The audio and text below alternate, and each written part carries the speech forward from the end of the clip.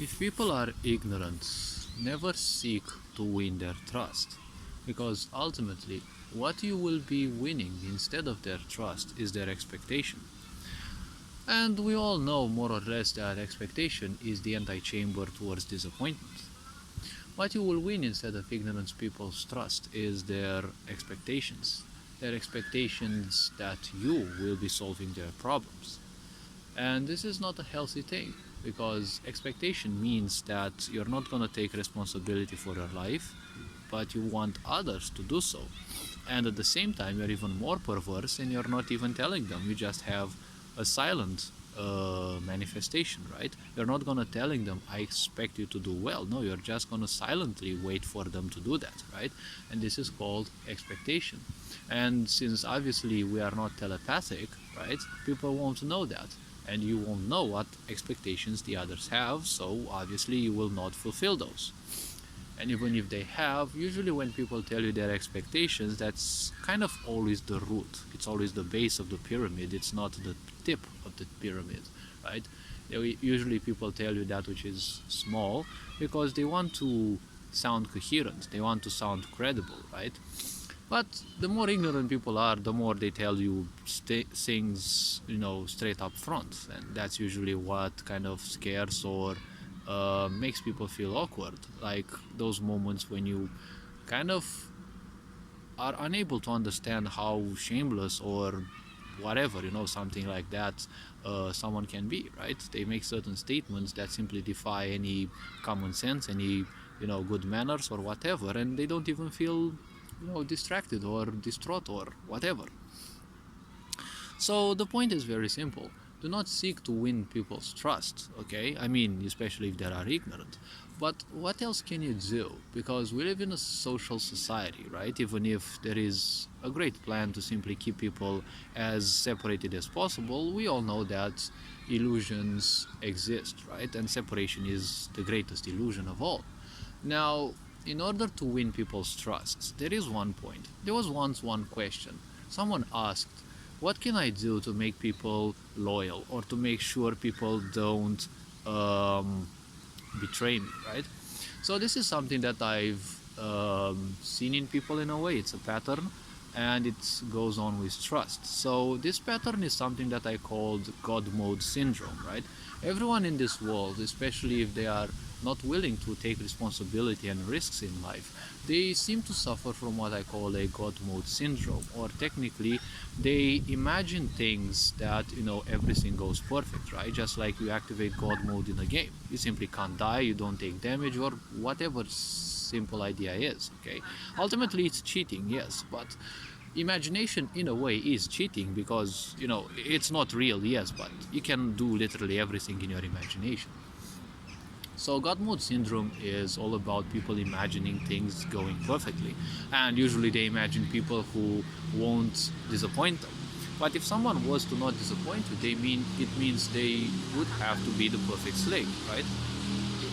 There is no such thing, because even the perfect slave will still let you down more or less, because someone who looks for the perfect slaves, they are the perfect slave themselves to their own ego, right?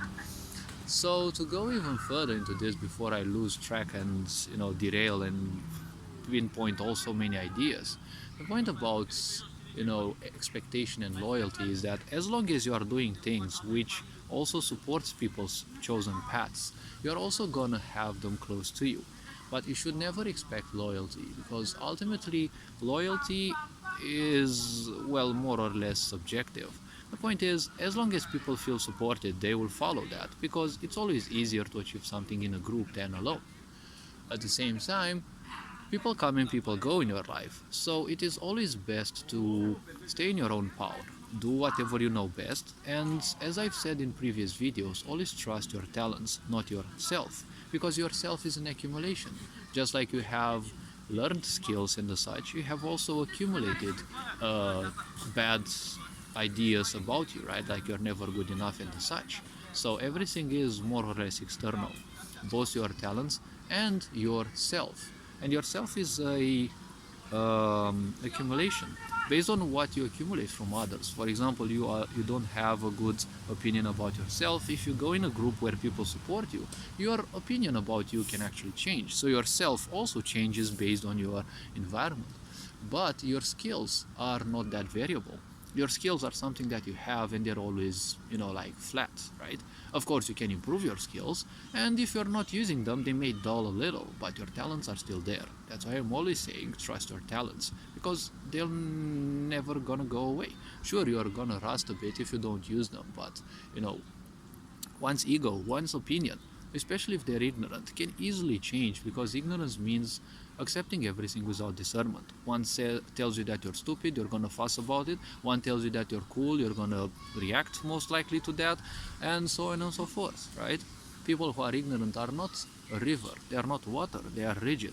They simply react to everything because they instantly believe that, and at the same time they want to reject it. Okay, so that's one basic aspect of ignorance. Now, always stay yourself, because always be who you are. Okay, not yourself necessarily, but one still needs a self to uh, present ideas and manifest themselves in such a certain way, right? So always stay authentic to who you are. Always stay authentic to your talents and learn something new when you feel ready. It's not bad if you know just one thing in life. You can actually make it better and become so much better at just one thing.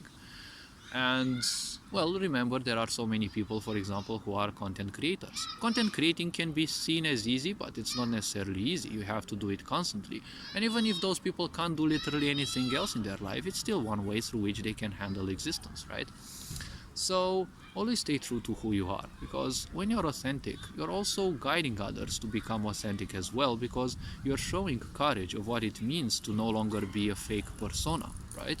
So when you show yourself as an example, people are more likely to follow, right? Either to mimic you like some people would, or simply just follow, because it is much easier to follow someone who doesn't force you to follow, because your talents can be used by others, your products can be used by others, but they will use them in their own way.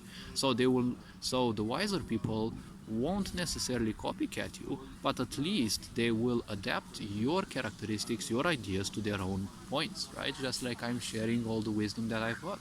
I'm sharing it because it won't help me beyond the grave. We all have to be aware that sooner or later we're going to leave this physical body and this physical existence. No matter how many more existences we will live, everything that matters is now, the present moment, and this current life.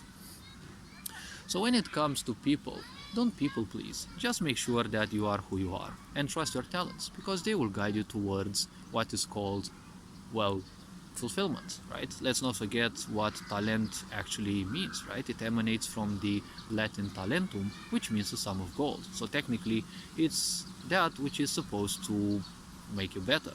Some people are good as speakers, more or less. Some people are good as, nurses or whatever in this society. All this being said, you are appreciated. Take care. Ferenc Power signing out.